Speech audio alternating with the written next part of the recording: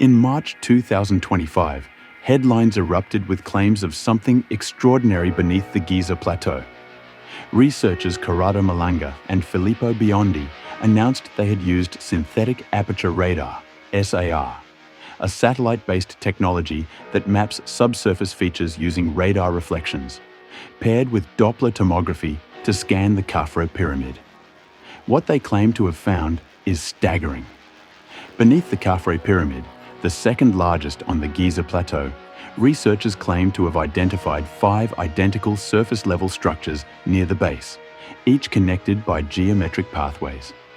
Below these, they describe 8 vertical cylindrical shafts, each surrounded by descending spiral ramps, reaching depths of up to 648 meters. At the base, the shafts reportedly connect to 2 massive cube-shaped chambers, each measuring 80 meters per side. If the claims are accurate, and the structures beneath Khafre are indeed artificial rather than natural, it wouldn't just be an archaeological revelation. It could be the most significant discovery in human history, and it might validate some of the wildest theories ever whispered about the pyramids. The idea that something was buried beneath the sands of Giza isn't new. In the early 20th century, American mystic Edgar Cayce, who had a surprising track record of accurate medical and historical insights, made a series of startling claims. He described a hall of records hidden beneath the Giza plateau near the Sphinx. According to Cayce, this chamber was constructed by survivors of Atlantis, a dying civilization that preserved its knowledge for a future generation to uncover. He claimed the hall would contain historical records of Atlantis maps of the ancient world, astronomical and mathematical data, spiritual teachings and technology capable of reawakening forgotten human potential. Cayce predicted the hall would be discovered in our time. 1,000 years earlier, a medieval Islamic legend told a remarkably similar story. It spoke of King Surid, who ruled Egypt long before recorded history, in an age prior to the biblical flood. According to the legend, Surid had a terrifying vision of a global catastrophe. He gathered his priests and astronomers, who confirmed through the stars that a great deluge was coming. In response, Surid ordered the construction of the pyramids, not as tombs, but as vaults, fortresses of stone designed to survive the end of the world.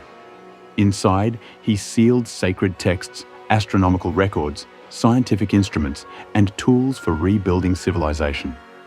Some versions of the legend even describe powerful artifacts hidden within, remnants of a world that foresaw its own destruction.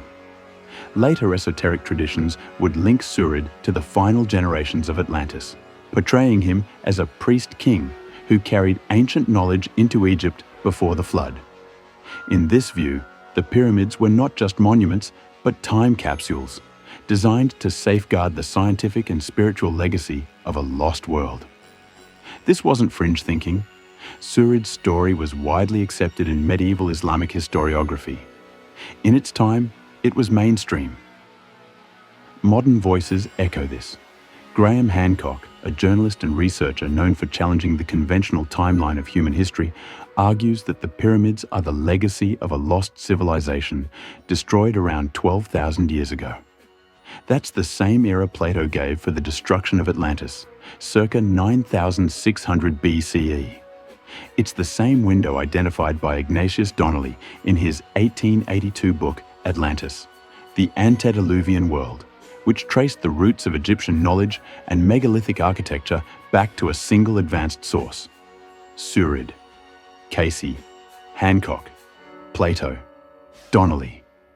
All converge on one radical idea: that the pyramids are not the legacy of dynastic Egypt, but the relics of a world before ours, built before a flood erased it. A civilization that existed over 12,000 years ago, one that, in many ways, may have rivaled or even surpassed our own. Advanced not in microchips or satellites, but in megalithic engineering, astronomical precision, and long-term planning.